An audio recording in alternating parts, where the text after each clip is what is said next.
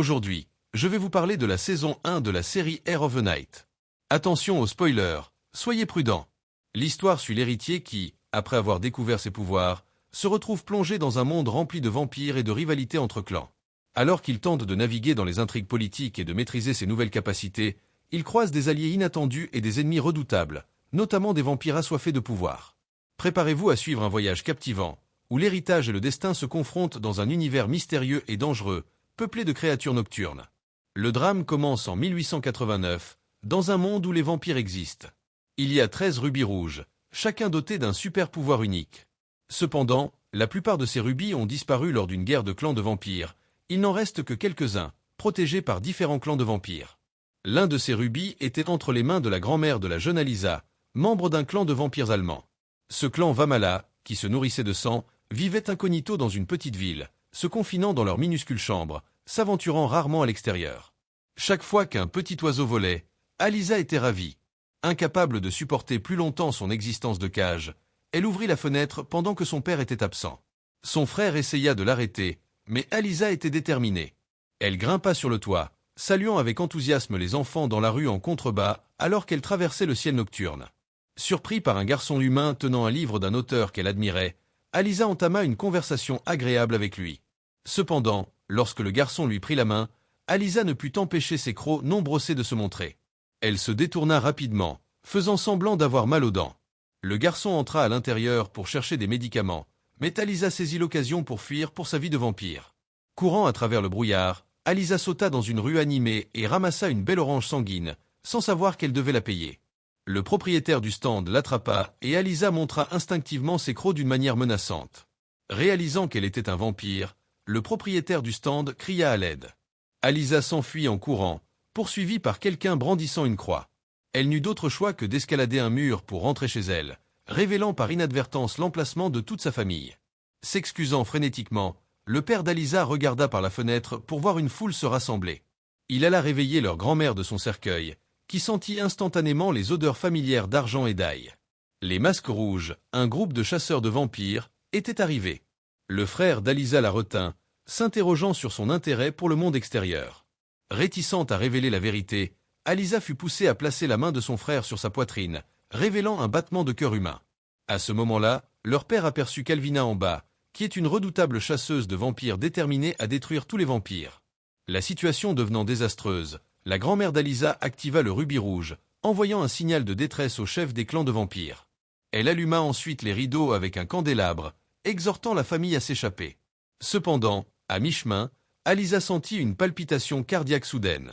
Sa main droite brillait, et des visions d'un aîné se réveillant d'un cercueil dans une montagne isolée traversèrent son esprit. Il marmonna que des étincelles se réveillaient. Avant qu'elle ne puisse réfléchir davantage, les Masques Rouges firent irruption. Alisa se précipita à l'étage pour se cacher dans un coin. Les chasseurs de vampires firent irruption dans la maison et ramassèrent un portrait de famille. Il s'avéra que l'homme qu'Alisa pensait être son père était en fait Andric, un vampire de l'ombre et le gardien de la famille d'Alisa. On disait que les parents biologiques d'Alisa s'étaient dirigés vers la lumière du soleil et avaient mis fin à leur jour. Alors que Calvina était sur le point de découvrir Alisa, ses subordonnés rapportèrent avoir trouvé un passage secret. Calvina appela immédiatement tout le monde en bas. Pensant que tout le monde était parti, Alisa était sur le point de sortir lorsqu'elle rencontra un homme barbu. Elle se précipita dans la chambre mansardée mais fut rattrapée par l'homme barbu, qui lui tendit un couteau. Alisa mentit, prétendant qu'elle était humaine et qu'elle était juste venue voir l'agitation. L'homme barbu la contrôla à l'aide de sa barbe sensible et la crut réellement. Mais alors qu'Alisa jetait nerveusement un coup d'œil dans un miroir, l'homme suivit son regard et fut choqué de ne voir aucun reflet de la fille. Réalisant que sa couverture était grillée, Alisa donna rapidement un coup de pied à l'homme dans sa barbe et s'échappa par la fenêtre du grenier. Elle se précipita dans la rue et se mit à courir comme un poulet fou, pour être attrapée par quelqu'un portant un masque rouge. Heureusement, il s'avéra qu'il s'agissait d'Andric, qui était déguisé. À ce moment-là, la lumière dans la paume d'Alisa brilla à nouveau et une scène familière apparut. Il semblait qu'elle avait réveillé un grand aîné qui portait une bague en rubis à la main. L'aîné sentit que quelqu'un l'observait secrètement. Puis la lumière s'éteignit. Andric reconnut qu'il s'agissait d'une étincelle magique, mais refusa de l'expliquer à Alisa. Il insista seulement sur le fait qu'elle devait cacher ses capacités jusqu'à ce que le moment soit venu de dire la vérité à Alisa. Après avoir dit cela, il l'entraîna rapidement pour rejoindre sa grand-mère et son frère juste à temps. Le chef des vampires, ayant reçu un signal de détresse, arriva sur les lieux. Au moment où Calvina atteignit le site, Alisa et sa famille étaient déjà montés à bord du dirigeable. Cependant, Calvina n'avait pas l'intention de laisser ses vampires s'enfuir. Elle rentra chez elle, attrapa son fils, fit ses bagages et partit. Il s'avéra que le fils de Calvina, Niku, était le même qu'Alisa avait rencontré plus tôt. Cependant, Niku était réticent à suivre sa mère et se joignit à leur voyage à contre-cœur. Pendant ce temps, Alisa observait avec curiosité les environs. Les gens à bord du navire les regardaient froidement. Sa grand-mère prit Alisa à part et l'avertit d'être prudente sur le navire. Mais la nuit, la paume d'Alisa recommença à briller. Elle aperçut à nouveau le grand aîné, qui sortit une chauve-souris d'une cage et lui fit embrasser l'anneau sur sa main. L'instant d'après, la chauve-souris se transforma en une forme humaine. L'aîné couvrit la femme nue de son manteau sans aucune envie maléfique. De leur conversation, il était clair que cet aîné n'était autre que le grand ancêtre de tous les vampires, Dracula, qui dormait depuis 300 ans. Les 13 rubis appartenant à divers clans de vampires ont été fabriqués à partir des larmes de Dracula mélangées au sang de sa femme, Elisabetta. La vision s'est arrêtée là, et Alisa s'est glissée hors du cercueil, s'est enveloppée la main et s'est dirigée furtivement vers le pont désert.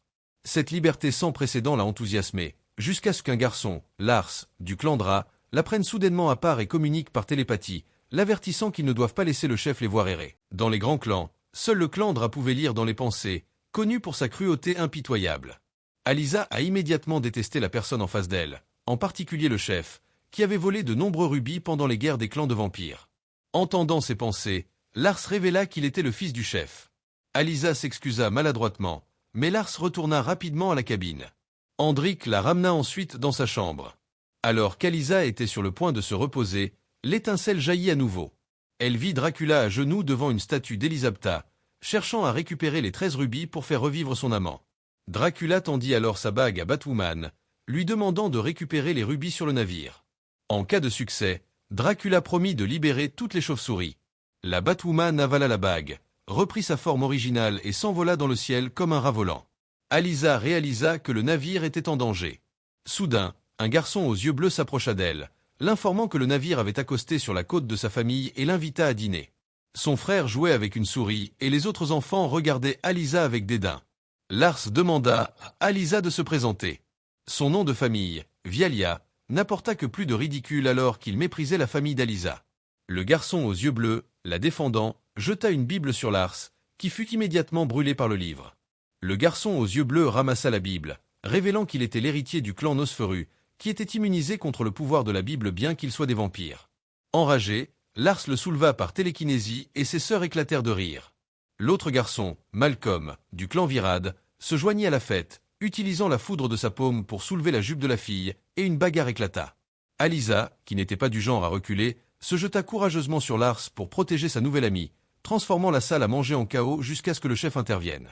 Les enfants obéirent et les chefs de clan s'avancèrent pour parler. Il fut alors révélé qu'à l'origine, il y avait 13 clans de la nuit. Après une guerre civile au sein des clans de vampires, il n'en restait que 5, les Nosa d'Italie, les Dra de Norvège, les Virad du Royaume-Uni, les Pus de France et la famille d'Alisa, les vampires Vamala d'Allemagne.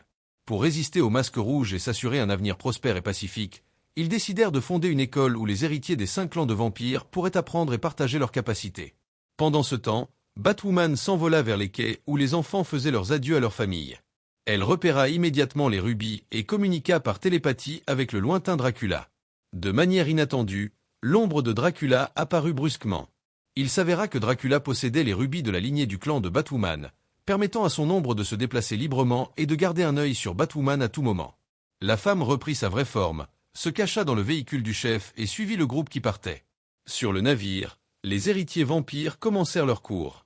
Alisa était impatiente de suivre les nouveaux cours. La première compétence était la désacralisation, dirigée par le garçon aux yeux bleus du clan Nosferu. Le professeur responsable ouvrit une grande boîte, murmura un sort, puis en sortit une croix à main nue. Les enfants, terrifiés, dévoilèrent leur croc. Mais une fois que le garçon aux yeux bleus eut terminé le sort, il put lui aussi toucher la croix. Malcolm trouva cela ennuyeux et ne voulut pas rester. Il convainquit Lars de renverser la boîte, et ils partirent tous les deux au milieu du chaos. Alisa fut témoin de tout. Avant que Lars ne parte, il l'avertit de ne divulguer aucun secret. Plus tard, la classe fut rétablie à la normale, mais le directeur reçut un message concernant l'incident de leur chef. Un rubis avait été perdu lors d'une attaque de chauve-souris. Les enfants n'étaient pas conscients du danger imminent et continuèrent leur cours. Lorsque le professeur remarqua que 2 élèves manquaient, Lars et Malcolm, il demanda à Lisa, qui était assise en face de lui, mais elle resta silencieuse. Il n'eut d'autre choix que d'emmener Alisa voir le directeur, où elle devait dire la vérité. Pendant ce temps, les étudiants espiègles avaient atteint les rues, où Malcolm utilisa ses mains pour rassembler la foudre et contrôler les nuages, invoquant la pluie au-dessus de plusieurs femmes qui coururent dans un bâtiment pour l'éviter. À leur insu, le bâtiment était une église. Les garçons se sentirent étourdis et faibles et s'effondrèrent bientôt sur le sol.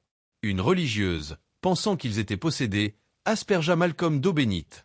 À ce moment critique, le CEST arriva, hypnotisa la religieuse, ouvrit la porte et ramena les fauteurs de troubles au navire.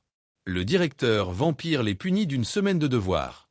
Lars lança un regard noir à Alisa, mais elle s'excusa plus tard et se porta même volontaire pour aider à nettoyer.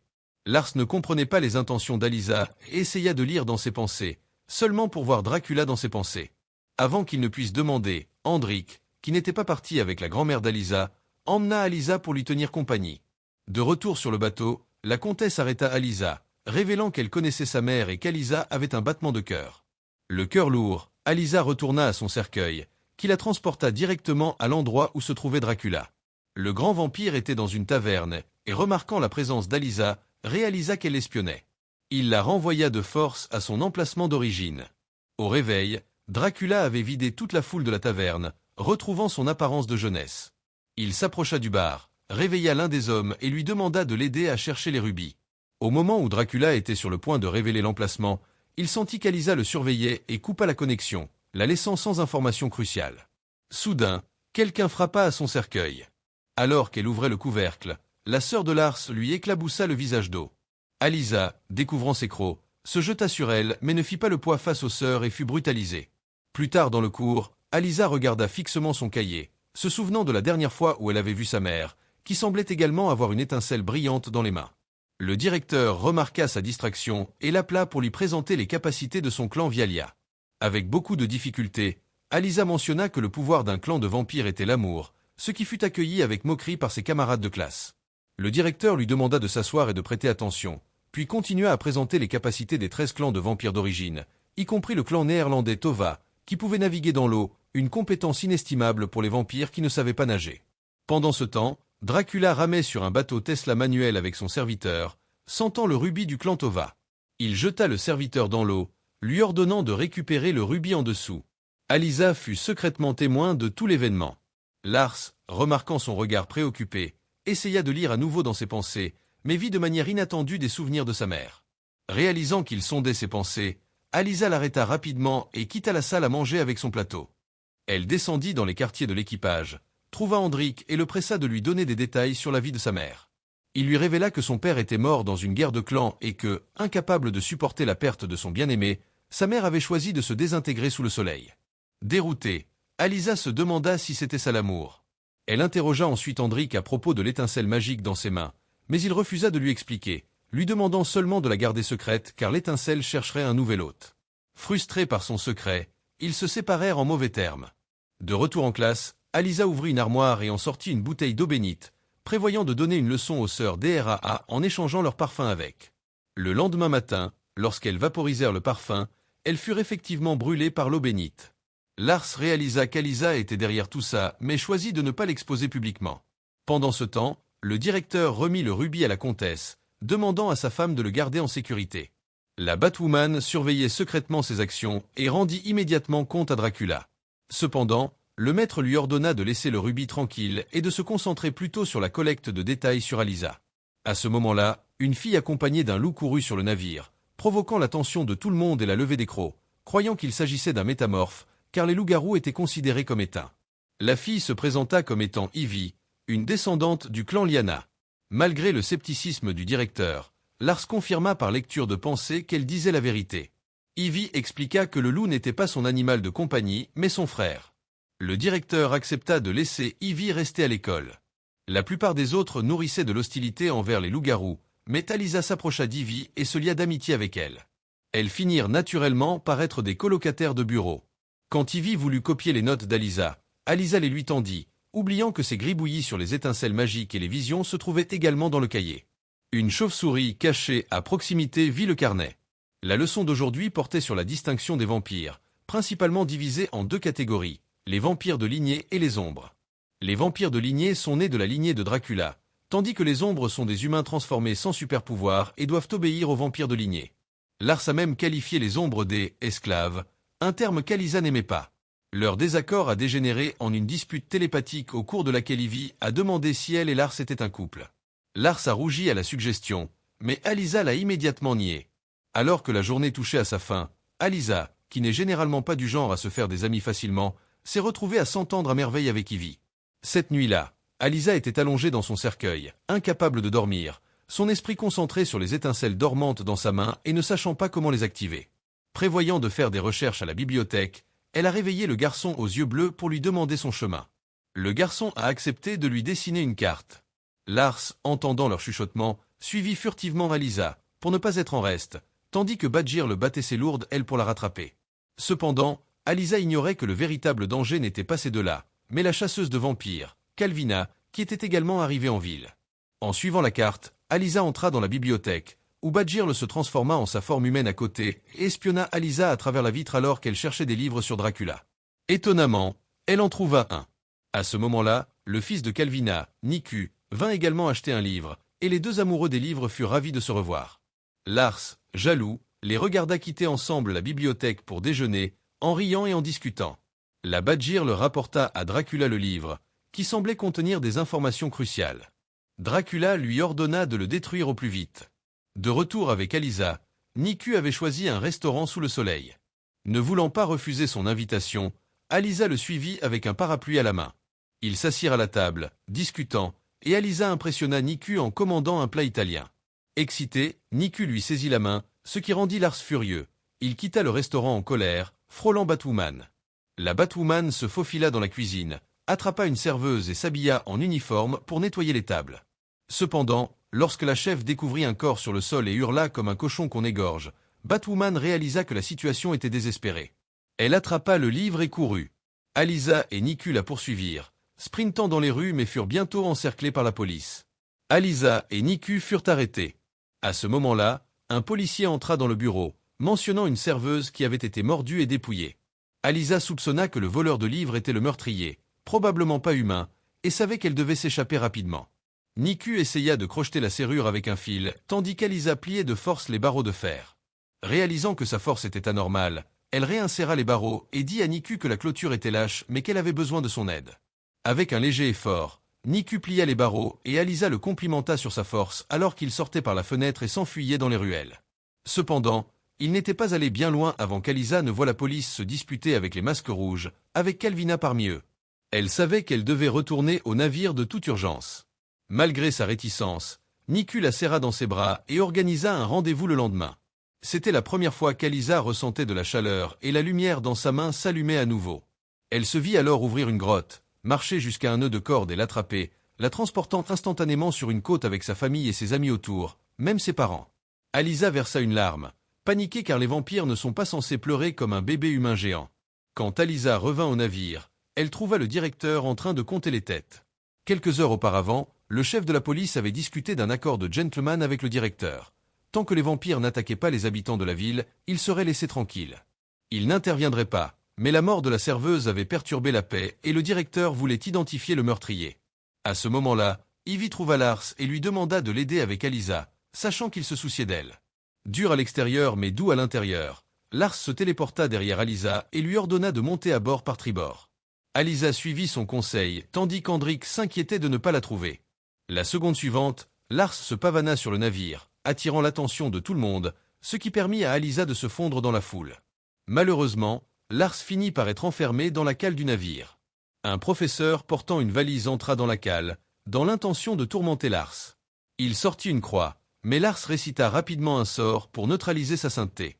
Cependant, lorsque le professeur ramassa une croix en argent, Lars ne put résister et paniqua. Heureusement, la comtesse arriva juste à temps et emmena Lars dans le bureau du directeur. Le directeur a comparé l'espace entre les dents de Lars à l'empreinte de la blessure fournie par le chef de la police, ce qui a finalement blanchi Lars de tout soupçon. Pendant ce temps, Ivy a confronté Alysa, exigeant de savoir pourquoi elle avait débarqué. Alysa n'a pas eu d'autre choix que de révéler qu'elle avait rencontré un vampire qui l'avait mordu, bien qu'elle ait caché plus de détails. À ce moment-là, Hendrik, visiblement bouleversé, a pris Alisa à part. Ivy, reprenant son souffle à la hâte, semblait abriter ses propres sombres secrets. Hendrik a interrogé Alisa sur la raison pour laquelle elle avait quitté le navire, se demandant si elle avait consommé du sang humain. Les vampires ne doivent pas boire de sang humain avant d'avoir 18 ans. Agacée, Alisa a rétorqué qu'elle n'avait pas bu de sang, mais qu'elle avait presque embrassé un garçon. Oups, elle a fait une erreur avec cette confession. Elle a ensuite admis avoir rencontré un garçon humain. Hendrik était presque livide, se reprochant d'avoir été distrait ces derniers temps et de ne pas s'être occupé d'elle correctement. Alisa, sentant les rumeurs, insista et découvrit que Hendrik était tombé amoureux d'un autre vampire de l'ombre sur le navire. Cependant, les relations sont interdites entre vampires de l'ombre, et ils se promirent tous les deux de garder les secrets de l'autre. Pendant ce temps, Ivy trouva Lars et lui dit qu'Alisa avait rencontré un vampire en ville, et qu'elle savait que cette personne était du clan Yuppé. Il s'avéra que la Badgirl nommée Tonka portait une bague avec un rubis qui appartenait à l'origine à la famille d'Ivy.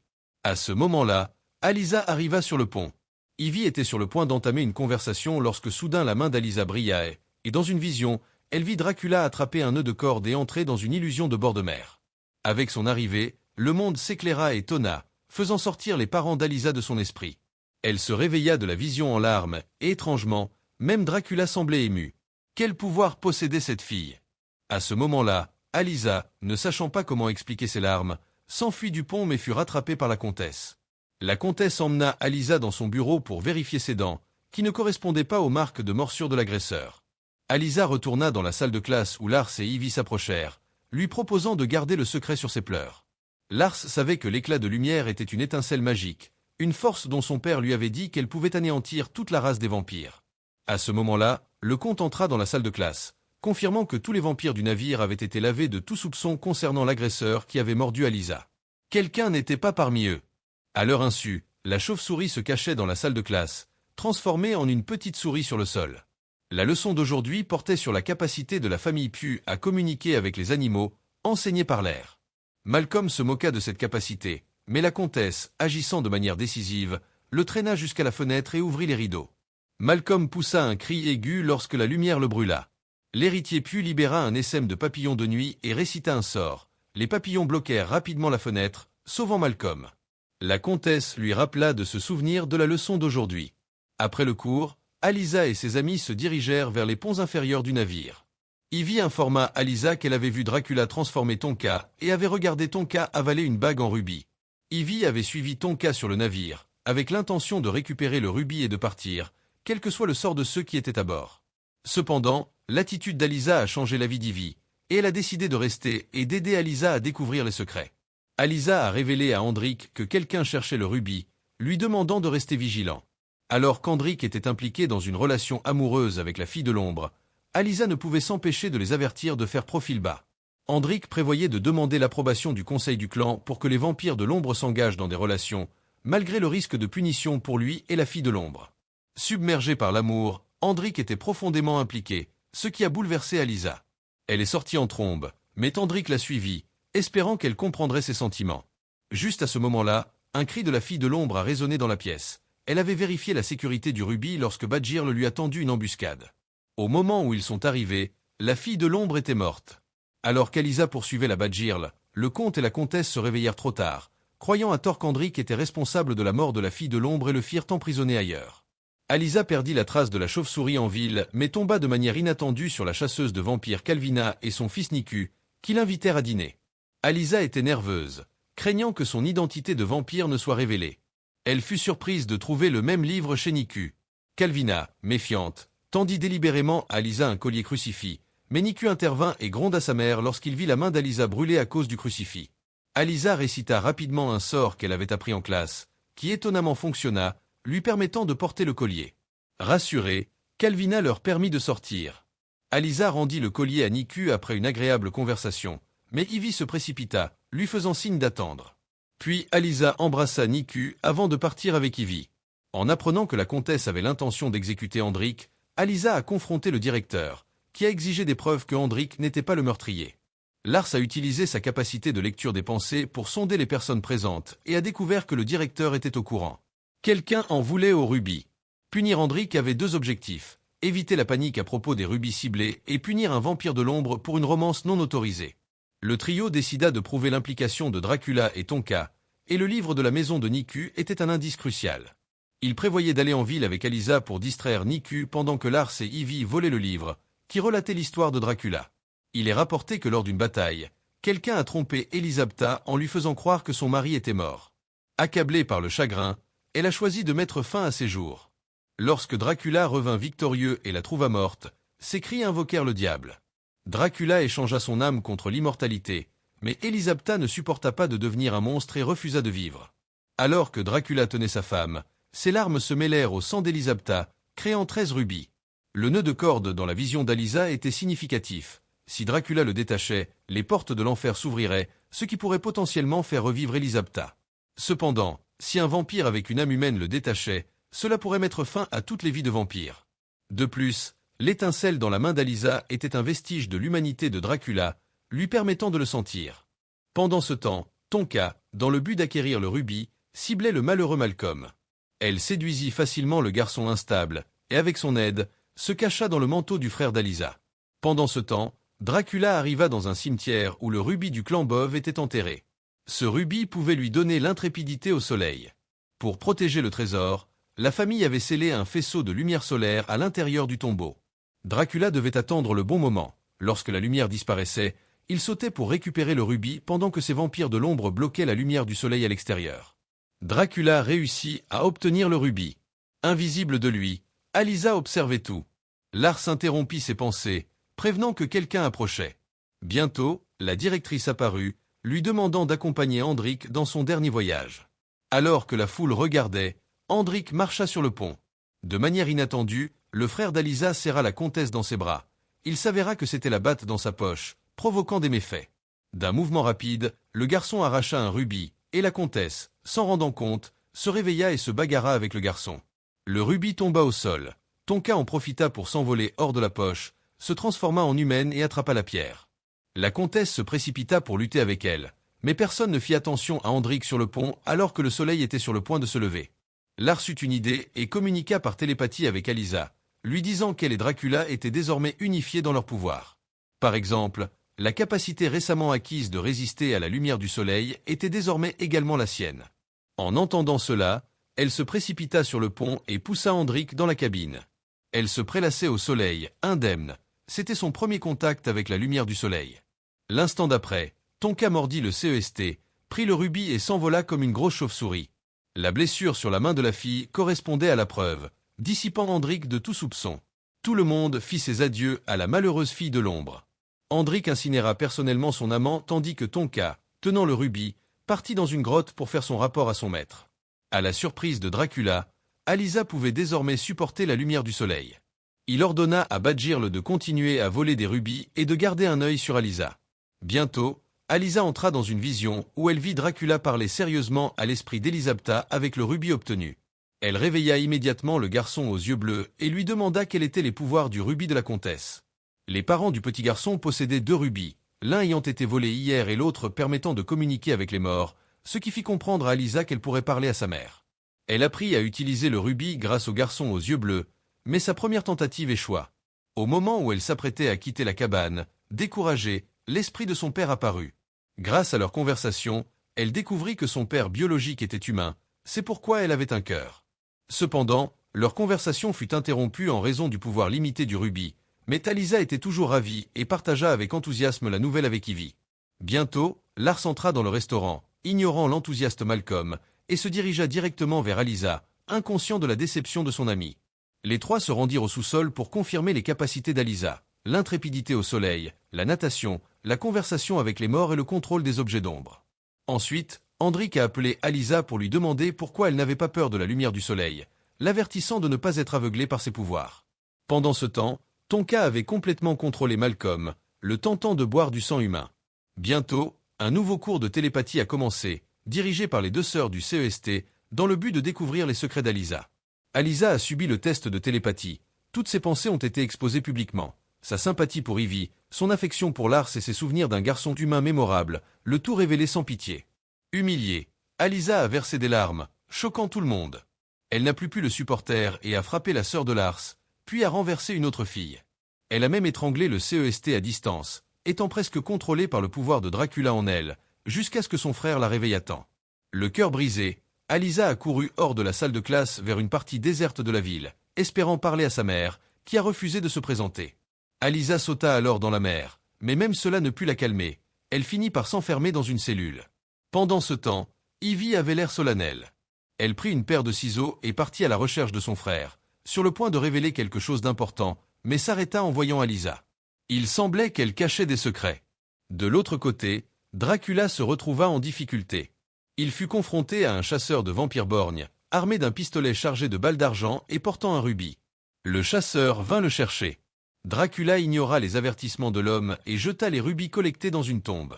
Le chasseur de vampires ligota ensuite les mains de Dracula. Il avait le rubis invisible du clan suisse Kamata, qu'il recherchait secrètement. Dracula voulait utiliser les capacités du chasseur de vampires pour trouver plus de rubis. Pendant ce temps, Alysa fut forcée d'avouer sous l'insinuation d'Andric, mais elle cacha toujours l'affaire de l'étincelle magique. Alysa dit qu'elle ne pouvait plus sentir ses pouvoirs, indiquant que quelque chose avait dû arriver à Dracula. Tandis qu'elle parlait, elle commença à ressentir une douleur intense car le chasseur de vampires torturait Dracula, le poussant dans une pièce remplie de croix. Incapable de supporter la douleur, Alysa s'évanouit. Même Lars ne pouvait pas sonder l'esprit d'Alysa. Il ne restait qu'une seule méthode dangereuse. Les trois frères et sœurs devaient unir leurs efforts pour entrer dans l'esprit d'Alysa, mais cette méthode était interdite.